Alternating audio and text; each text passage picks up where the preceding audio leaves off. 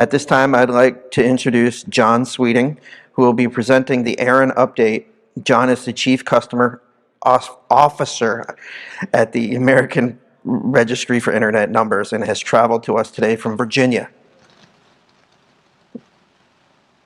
This is John's fifth time presenting at NANOG. John's first presentation was at NANOG 54 during the World IPv6 launching in 2012 in Denver, Colorado.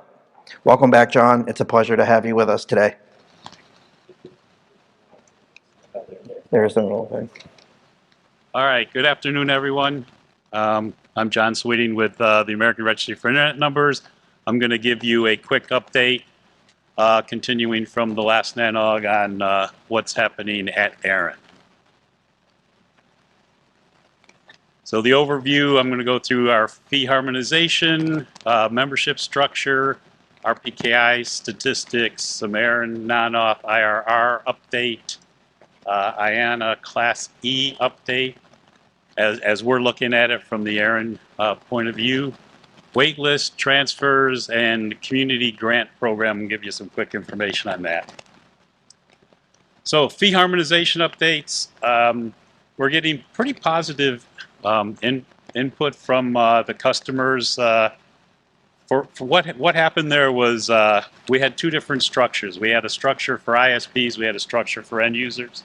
We, this year, January 1st, we flattened that structure to where everyone pays based on the number of IPs.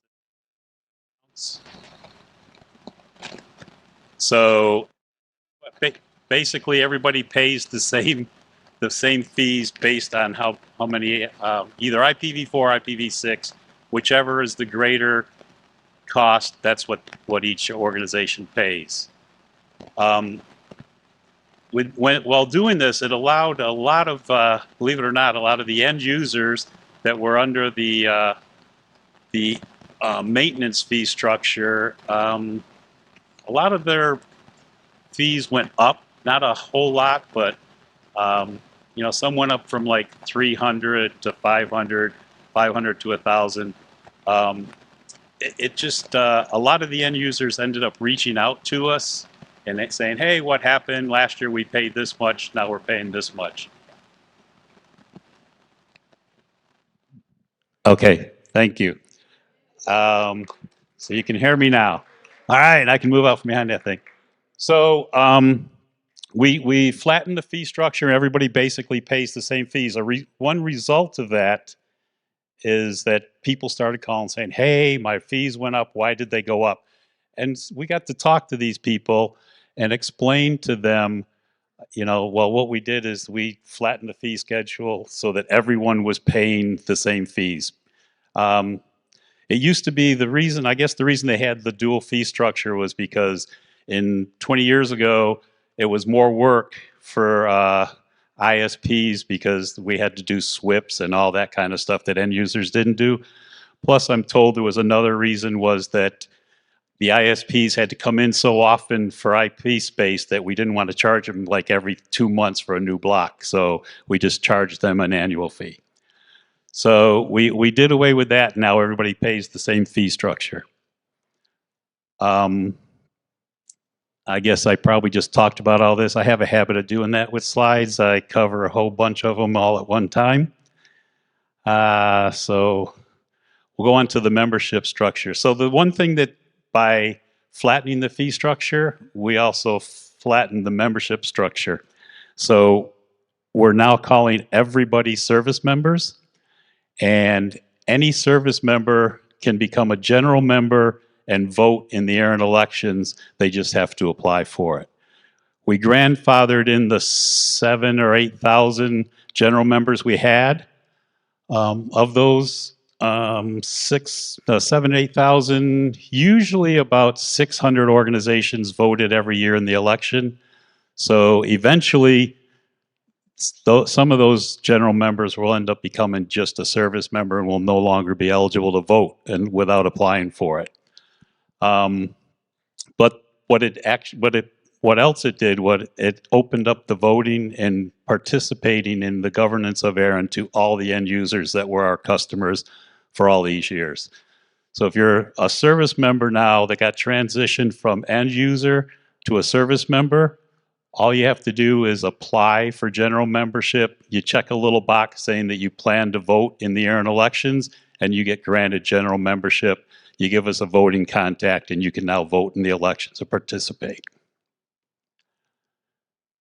All right, that's enough with that. Now we'll go into some RPKI stats, just some quick stats that we're going to throw out there. A growing number of organizations are using our services. We've had 23% increase in 2022 already, and a 42% year over year. So from last year at this time to this year, we have 15,222 more ROAs, and resource certs are, as you can see, basically follow the same pattern, 21% this year and 50% year over year. If you have questions on RPKI or you want to talk to somebody that can help you with that, we're located on the 3rd floor in the Aero Base room up there, and Brad Gorman is on site to help anybody with their RPKI needs. He can help you with anything you need to know about it. Just real quick on the ARIN-NONAUTH IRR update. We did turn that off on April 4th this year. We had a team that was on call and monitoring 24/7 any issues that were brought up to us or any tickets opened by any customers. And we were responding in real-time support for those customers. There was very little follow-up activities. Driven in a large part, we did a very active communications customer support campaign prior to the shutdown. We did have an issue with contacting some of the POCs on some of the objects in the IRR because they were put in there back 20 years ago, and those POCs were no longer around. And people were still using those route objects to build filter lists and stuff, but there was nobody to contact because nobody had ever updated the actual object. We did have a little bit of help too. I think the fact that RADV stopped mirroring us a week before we shut down kind of helped us anyway. I don't know if it helped the community. And then I think AltDB actually mirrored everything that was in the ARIN-NONAUTH. Some people liked it, some people didn't like it so much. Quick update on the IPv4 waitlist. We still have some waitlist resources, but we're anticipating that they get very, very scarce after this year. Actually, we haven't been able to fill the whole waiting list the last 2 quarters, and we probably won't fill a waiting list, completely wipe out a waiting list anytime soon. We have one rather large block of IPs that will be coming available probably not this next quarter, but 4th quarter. That could fill maybe 300 to 400 organizations, but I think we're sitting around 500 right now, and we'll be building up to that time. So I don't think we're going to be actually cleaning that list like we did for the last year and a half.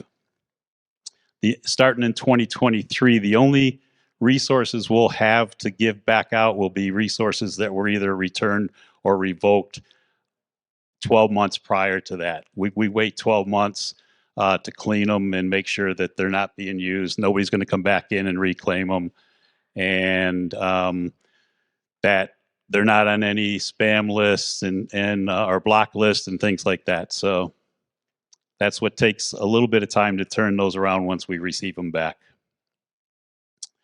Transfers completed in Q1 2022. So our mergers, acquisitions, and reorganizations, there were 175 transfers completed in the first quarter this year. It seems to grow every year. Of those 175 transfers, there was 23,346/24s involved in it. That's actually quite a bit. Where it's going up, it's probably double from what we had Q1 last year. Transfers to specified recipients within the ARIN region, there was 217 completed. That accounted for 10,084/24s. And then the inter-RIR transfers, there was 82 completed. And something that's a little different from the past years, as you notice, the inbound actually exceeds the outbound. So more addresses came into the ARIN region than went out. And that is direct opposite of what's been happening over the last 4 years.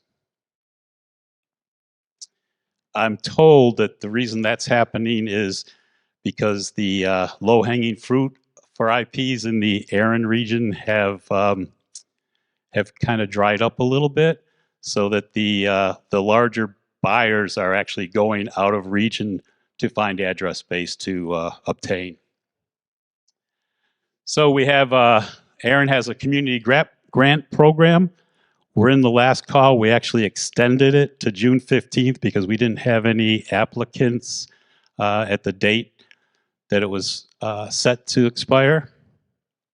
There's 4 categories that the project must fit into: internet technical improvements, registry processes and improvement, informational outreach that advances the internet, and research related to ARIN's mission and operations.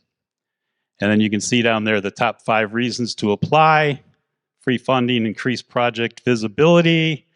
I can't read that. Receive support from the start, solve a problem faced by the internet community, or provide access to valuable education and tools. IANA Class E update. I know at the last NANOG there was a lot of discussion about this thing that's going through the, I think it's an RFC that is, or a draft that's been proposed to designate it as unicast. People were wondering, well, what would happen if it was? Well, from an ARIN perspective, right now we really don't know what would happen. There would have to be some policy, probably a global policy, to say how IANA was going to issue that to the RIRs, and then each one of the RIRs would have to come up with a policy of how to give that out to the community.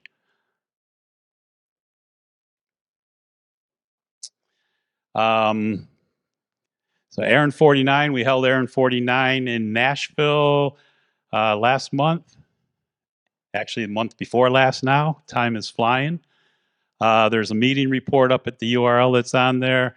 We had a really good IPv6 panel. John Curran moderated the panel, consisting of Vince Cerf, Jeff Houston, Brent McIntosh, Lee Howard, Byron Howland, and Jared Mauch. There's a video is archived in the meeting report, and you can read about it also on the ARIN blog at that URL. It was a really good panel.